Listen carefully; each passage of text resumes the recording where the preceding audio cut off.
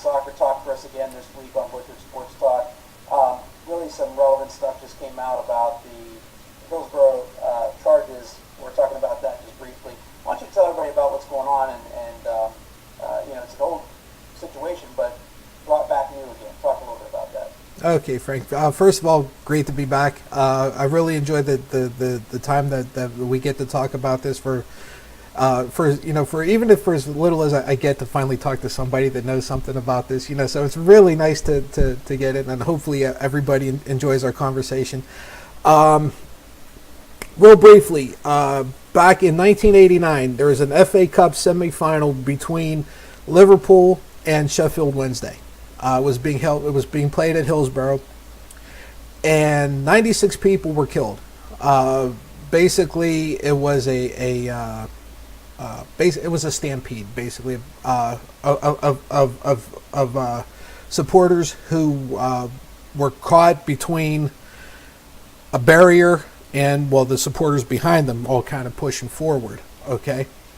And like I said, this happened in 1989, and it wasn't until last year that it was actually formally being looked into. It was covered up for 26, 27 years, okay? Nobody wanted to discuss it. Nobody wanted to talk about it. No inquiries were made.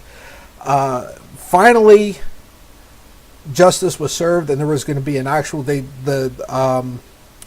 Crown Prosecution Service finally came out and said, yes, there is something we're going to look into. They finally recognized something happened and, made it formal, even though everybody knew it. I mean, 96 people died, right? So they knew it.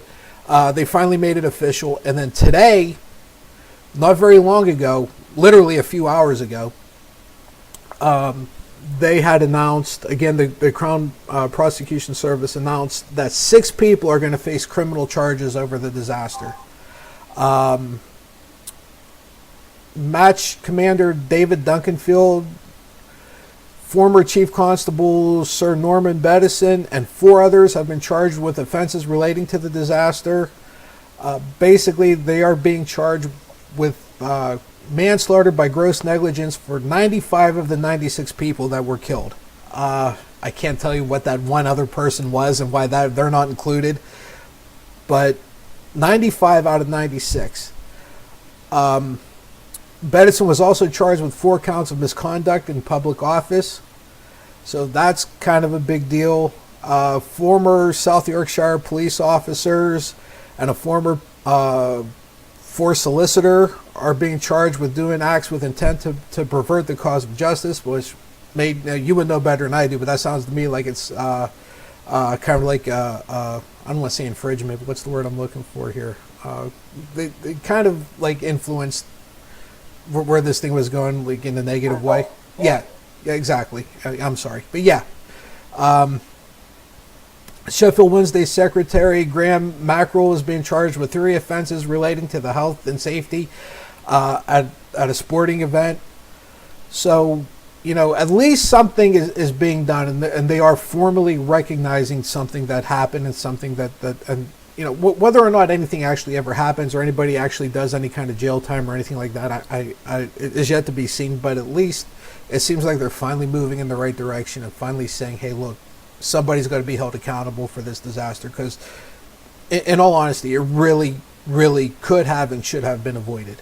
It really should have. It was just a tragedy. That's the thing. I mean, if something like that happens and it's just a freak of circumstance or happenstance, it's sad as it may be, but if you've got poor planning, poor organization, things that were known and should have been known, and steps that could have been taken that weren't taken, those lives shouldn't have been lost in vain and shouldn't be forgotten.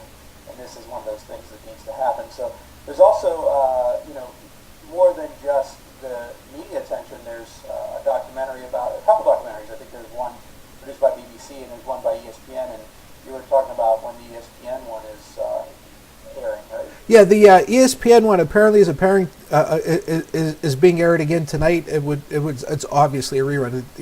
They had aired it a couple times, previously within the last couple of years.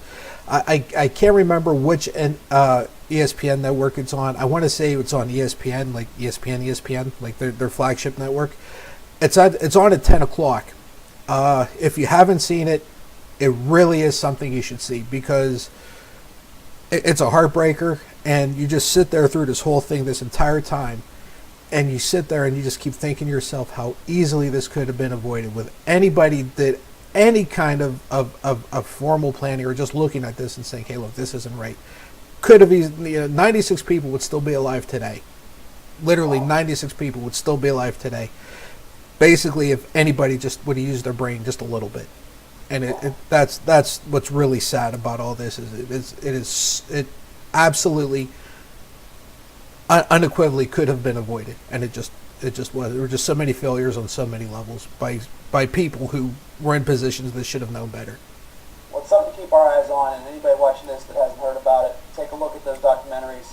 Watch them tonight if you're able to watch them on TV. If not, look them up on YouTube or some other format that you can watch the reruns on. Something to keep an eye on as it continues to evolve. I want to prelude a little bit. We're going to talk about, in our next segment, we're going to take a little break, but we're going to talk about, let's stick with some TV stuff. I mean, we just talked about ESPN and BBC networks. We'll come back after this quick break. Let's talk a little bit about NBC's coverage